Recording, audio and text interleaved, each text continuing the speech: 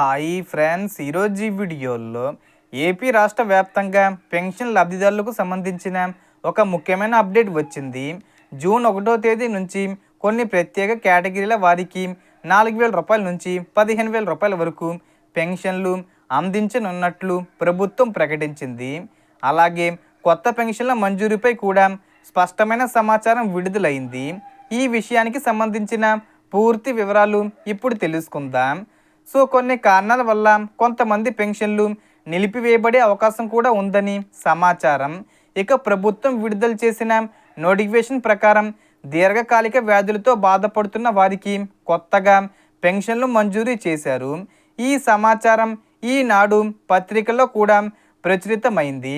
రాష్ట్ర వ్యాప్తంగా 2025 మార్చి తర్వాత కిడ్నీ, కాలేయం, గుండె సంబంధిత వ్యాధులు, 2 కాళ్లకు తీవ్రమైన సమస్యలు, కుష్టు వంటి వ్యాధులతో బాధపడుతున్న వారిలో 965 మందిని గుర్తించి వారికి నెలకు 10,000 రూపాయల చొప్పున పెన్షను మంజూరీ చేసినట్లు తెలిపింది. ఈ కొత్త పెన్షన్లు జూన్ 1వ తేదీ నుంచి గ్రామ మరియు వార్డు సచివాలయ సిబ్బంది ద్వారా లబ్ధిదారుల ఇళ్లకే అందించనున్నట్లు సమాచారం.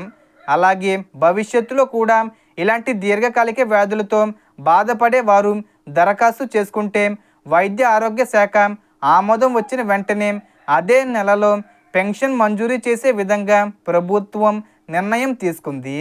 తలసేమియా, సికిల్ సెల్, అనీమియా, తీవ్రమైన హిమోఫీలియా, పక్షవాతం వల్ల మంచానికి లేదా వీల్ చైర్కే పరిమితమైన వారు, తీవ్రమైన కండరాల వ్యాధులతో బాధపడే వారిని దివ్యాంగుల చట్ట పరిధిలోకి తీసుకువచ్చినట్లు తెలిపారు.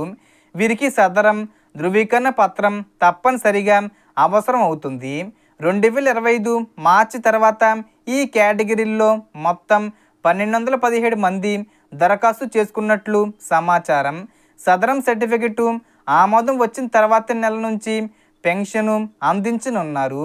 తలసేమియా, సికిల్ సెల్, హిమోఫీలియా బాధితులకు నెలకు 10,000 రూపాయల చొప్పున, పక్షవాతం లేదా తీవ్రమైన కండరాల వ్యాధులతో పూర్తిగా ఇతరులపై ఆధారపడే వారికి నెలకు 15,000 రూపాయల వరకు పెన్షను అందించనున్నట్లు ప్రభుత్వం స్పష్టం చేసింది. ఈ పెన్షన్లు ముఖ్యంగా ఆర్థికంగా ఇబ్బందులు ఎదుర్కొంటూ జీవనోపాధి కోల్పోయిన వారికి ఉపశమనంగా ఉండనున్నాయి.